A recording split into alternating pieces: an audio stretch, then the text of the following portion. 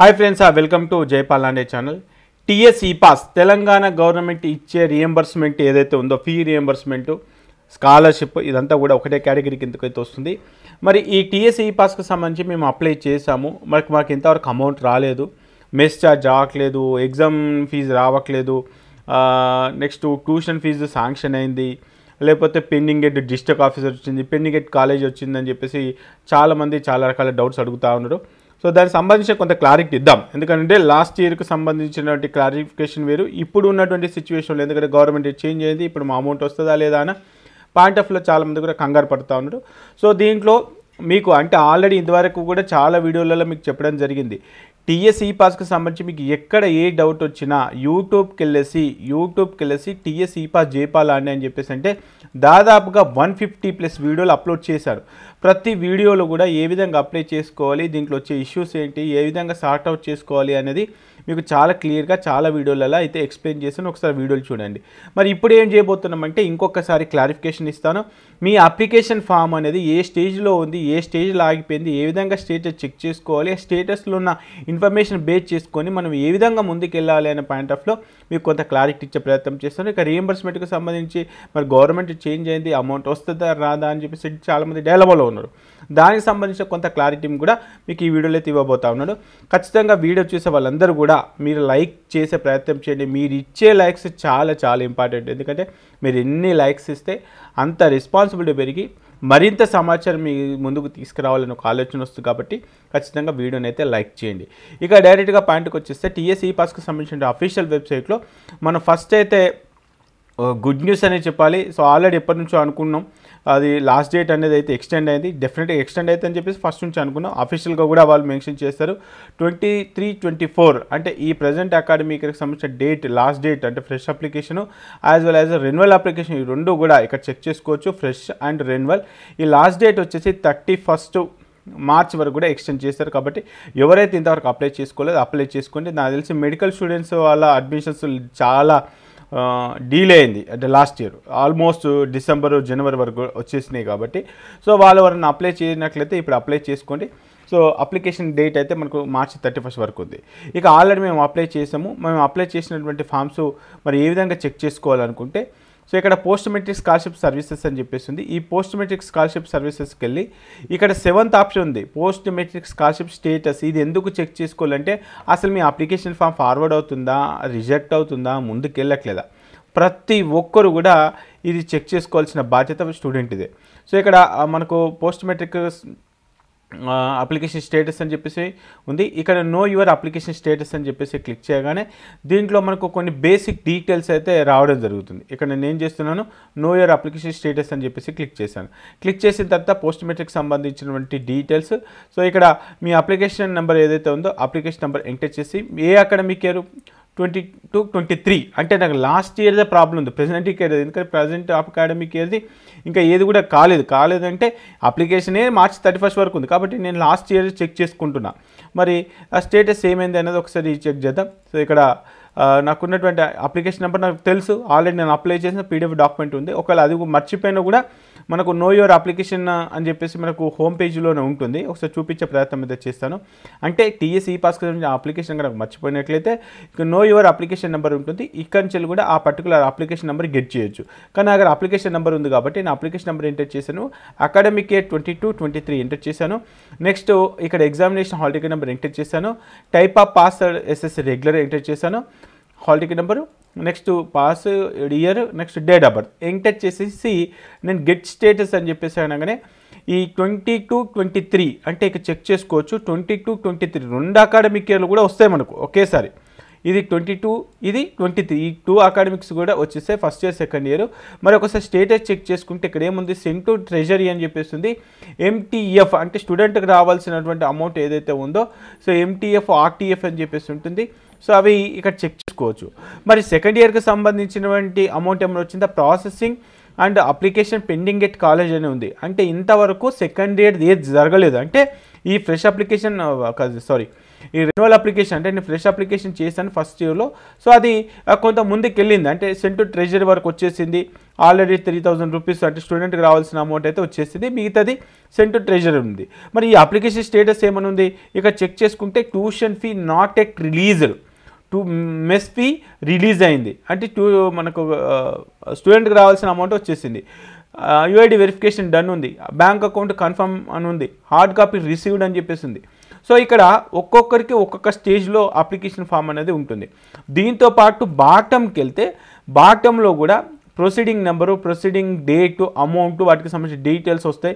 అదేవిధంగా ఈ వెరిఫికేషన్ జరుగుతుందని చెప్పాను కదా, ఈ వెరిఫికేషన్లో కూడా మీరు స్కానర్ డాక్యుమెంట్స్ అప్లోడ్ చేస్తారా, ఎస్ఎస్సి డీటెయిల్ కన్ఫర్మ్ చేస్తారా, స్టూడెంట్ ప్రమోట్ అయ్యాడా, అంటే ఫస్ట్ నుంచి సెకండ్కి ప్రమోట్ అయ్యాడా, స్టూడెంట్ ఏమైనా డిస్కౌంట్ అయ్యాడా, డిస్కంటిన్యూడ్ అంటే D10 ఏమైనా అయ్యాడా, అటెండెన్స్ పర్సంటేజ్ 75 ఎబో ఉందా లేదా, దీంతో పాటు అడ్మిషన్ కేటగిరీ ఏంటిది, క్యాస్ట్ వెరిఫికేషన్ చేశారా, ఇన్కమ్ సర్టిఫికేట్ వెరిఫికేషన్ చేశారా, కోర్స్ అండ్ స్టడీ కన్ఫర్మ్ చేశారా, కరెక్ట్ ఫోటోగ్రాఫ్, ఇవన్నీ కూడా కాలేజ్ వాళ్ళు వెరిఫై చేసిన తర్వాత హార్డ్ కాపీ తీసుకెళ్ళి డిస్ట్రిక్ట్ ఆఫీస్లో ఇస్తే వాళ్ళు అప్పుడు వెరిఫై చేసి శాంక్షన్ చేస్తారు, అంతే. జస్ట్ శాంక్షన్ సెంట్ ట్రెజరీ వరకే ఉంటుంది. మరి అమౌంట్ ఎప్పుడు వస్తుందంటే ఎవరికి కూడా తెలియదు, సీఎంకి కూడా తెలియదు. ఎందుకంటే బడ్జెట్ ఎప్పుడు రిలీజ్ చేస్తే అప్పుడే వస్తుంది. మరి ఇప్పుడు ఉన్నటువంటి పరిస్థితుల్లో బడ్జెట్ గురించి దీనికి సంబంధించి అంటే విద్యా వ్యవస్థకు సంబంధించి అయిన బడ్జెట్ ఏమైనా అలొకేషన్ జరుగుతుందా, ఏమైనా రిలీజ్ చేశారా అంటే మరి ఎంత బడ్జెట్ అవసరం వస్తే 100 కోట్ల 200 కోట్ల, ఆ 200 కోట్ల బడ్జెట్ అవసరం ఉన్నప్పుడు వీళ్ళు 100 కోట్లు రిలీజ్ చేస్తున్నారా, 150 కోట్లు రిలీజ్ చేస్తున్నారు, దాన్ని డిపెండ్ చేసుకొని కూడా ఉంటుంది. దీంట్లో ఎస్సీ వాళ్ళకు ముందు వస్తుందా, బీసీ వాళ్ళకు ముందుకు వస్తుంది. ఇప్పుడు ఎస్సీ ఎస్టీకి సంబంధించి కనుక అనుకుంటే దీంట్లో స్టేట్ ఫండ్స్ ఉంటాయి, సెంట్రల్ ఫండ్స్ ఉంటాయి, మైనార్టీకి సంబంధించి వాళ్ళ సెంట్రల్ ఫండ్స్ ఉంటాయి. కాబట్టి ఒక్కొక్క కేటగిరీలో ఒక్కొక్క అంటే బీసీ సంబంధించినటువంటి ఒక కేటగిరీ వేరే ఉంటుంది, దానికి సంబంధించిన ఫండ్స్ వేరే ఉంటాయి, ఎస్సీకి సంబంధించిన ఫండ్స్ వేరే ఉంటాయి, ఎడ్యుకేషన్, ఈ విధంగా డిఫరెంట్ వ్యవస్థలు ఉంటాయి అన్నమాట మనకు ఈ గవర్నమెంట్కి సంబంధించి. కాబట్టి సో అక్కడ ఉన్నటువంటి పరిస్థితులను బేస్ చేసుకొని వాళ్ళకు ఎప్పుడు రిలీజ్ చేయాలనిపిస్తే అప్పుడు రిలీజ్ చేస్తారు. సో మరి ఇప్పుడు ఈ 23-24 అకాడమిక్ అని ముగిసిపోతుంది, అంటే అప్లికేషనే మీరు చెక్ చేసుకుంటే అప్లికేషన్ మార్చి 31 వరకు ఉంది కదా, మరి ఎప్పుడు రిలీజ్ అయితే ఏం చేస్తాం. నాకు తెలిసి ప్రెజెంట్ అకాడమిక్ ఇయర్ది ఎప్పుడైతే తెలియదు, అంటే 23 ఇప్పుడు మీరు చెక్ చేసుకుంటే ఇప్పుడు ఈ అకాడమిక్ ఇయర్ది ఎప్పుడు రిలీజ్ అవుతుందో మనం అయితే చెప్పలేమండి. కానీ పెండింగ్ అంటే గడిచిన 22 ఇయర్ ఏదైతే ఉందో దానికి సంబంధించిన బకాయిలు అయితే మ్యాక్సిమం మార్చి 31 వరకు కూడా క్లియర్ చేస్తారు. ఎందుకంటే ఒక అకాడమిక్ ఇయర్ క్లోజ్ చేసే ముందు ఇంతకుముందు ఉన్నటువంటి బకాయిలు ఏవైతే ఉన్నాయో అవన్నీ కూడా క్లియర్ చేయాలనే ఒక ఉద్దేశం అయితే ప్రతి గవర్నమెంట్కి ఉంటుంది. సో ఎందుకంటే అవన్నీ మళ్ళీ తర్వాత ఇష్యూస్ వస్తాయి, కాబట్టి ఏ అకాడమిక్ ఇయర్లో పెండింగ్ ఇష్యూస్ ఆ అకాడమిక్ ఇయర్లో క్లియర్ చేయడానికి అయితే ప్రయత్నం అయితే చేస్తాం. మార్చి 31 వరకు అయితే అవన్నీ ఇష్యూస్ కావచ్చు. కానీ అవన్నీ ఎప్పుడు క్లియర్ అవుతాయి, మీ అప్లికేషన్లో ఎలాంటి పొరపాట్లు లేకుండా ఉన్నట్లయితేనే మనకు వస్తాయి. ఎట్లా ఉండాలి ఇక్కడ అంటే సెంట్ ట్రెజరీ అమౌంట్ శాంక్షన్డ్ అని చెప్పేసి వచ్చి నేను ప్రాబ్లం లేదు, డెఫినెట్గా 100% వస్తాయి. మరి ఇప్పుడు గవర్నమెంట్ చేంజ్ అయింది కదా, మరి రూల్స్ ఏమైనా చేంజ్ అవుతాయంటే మీరు అప్లికేషన్ చేసుకున్నప్పుడు ఏ రూల్స్ అయితే ఉన్నాయో ఆ రూల్స్ ప్రకారంగానే ఉంటాయి.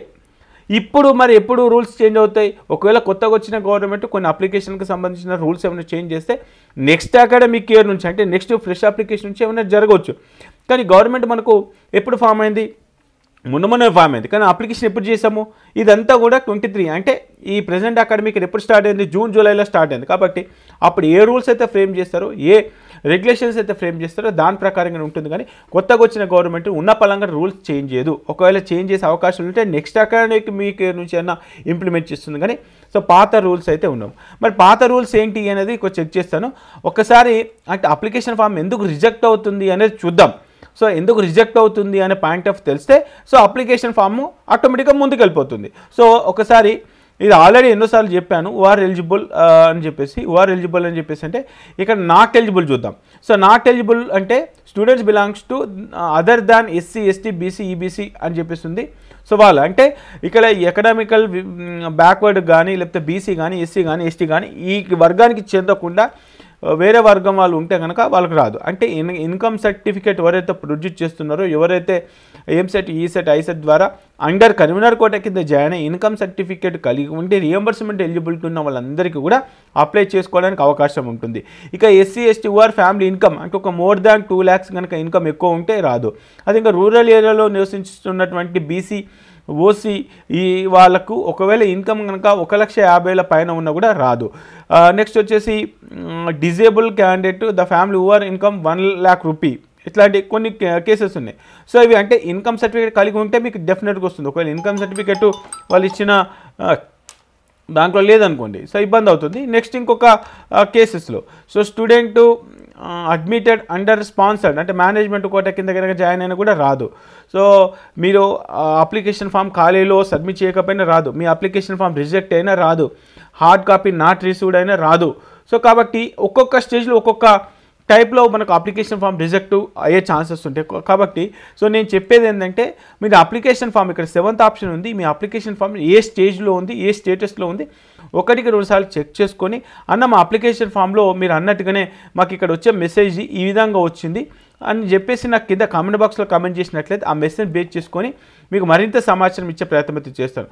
అమౌంట్ ఎక్కడికి పోదండి, శాంక్షన్ ఉన్న పెండింగ్ ఎట్ రిలీజ్ అని ఉన్న అమౌంట్ అనేది వస్తుంది. ఎప్పుడు వస్తుంది అంటే ఏం చెప్తాం, బడ్జెట్ ఎప్పుడు వస్తుందంటే ఏం చెప్తాం, బడ్జెట్ సమావేశాలు జరగాలి, దానికి ఎంత బడ్జెట్ అనేది కేటాయించాలి, అక్కడి నుంచి ఎన్ని కోట్లు రిలీజ్ చేస్తారు, ఎన్ని కోట్లలో మరి ఈ అంటే ఒక ఎడ్యుకేషన్ వ్యవస్థనే అన్నప్పుడు ఏముంటుంది, దాంట్లో ఇంజనీరింగ్ కాలేజెస్ ఉంటాయి, జూనియర్ కాలేజీలు ఉంటాయి, డిగ్రీ కాలేజెస్ ఉంటాయి, దాంట్లో రిక్రూట్మెంట్ ఉంటుంది, డిఫరెంట్ ఉంటాయి. మళ్ళీ దాంట్లో ఒకటి ఈ స్కాలర్షిప్ ఈ పాస్ అనేది అదొక కేటగిరీ. కాబట్టి వాళ్ళు ఏ కేటగిరీకి రిలీజ్ చేస్తారు, ఎప్పుడు రిలీజ్ చేస్తారు, ఎంత అమౌంట్ రిలీజ్ చేస్తారు అనేది మనం చెప్పలేం. కాబట్టి అమౌంట్ 100% వస్తుంది ఎప్పుడు, tuition fee released pending at district officer. So application form verify అయిందనుకోండి అదే ఆటోమేటిక్గా వచ్చేస్తుంది, కానీ ఎప్పుడు వస్తుంది అయితే ఏం చెప్పలేదు. ఎందుకంటే ఒక్కొక్కసారి 2 years 3 years కూడా పడుతుంది కొన్ని రోజులు. ఇప్పుడు గవర్నమెంట్ చేంజ్ అయింది కాబట్టి కొత్త రూల్స్ ఏమైనా తీసుకొస్తుందా అంటే ఈ అప్లికేషన్ ఫామ్కి అయితే పాత రూల్సే ఉంటాయి. కాకపోతే వీళ్ళు తీసుకుని డెసిషన్ బేస్ చేసుకొని కొంత సమయం మనం పాటించండి. సో దీనికి సంబంధించిన అప్డేట్ రాగానే దానిపై వీడియో చేస్తాను.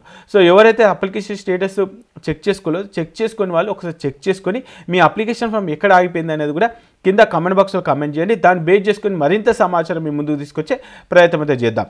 మరి ఈ వీడియో మీకు నచ్చింది అనుకుంటున్నాను. నచ్చితే ఖచ్చితంగా లైక్ చేసి మీ ఫ్రెండ్స్కి ఈ వీడియోని షేర్ చేయండి. ఓకే ఫ్రెండ్స్, జై హింద్.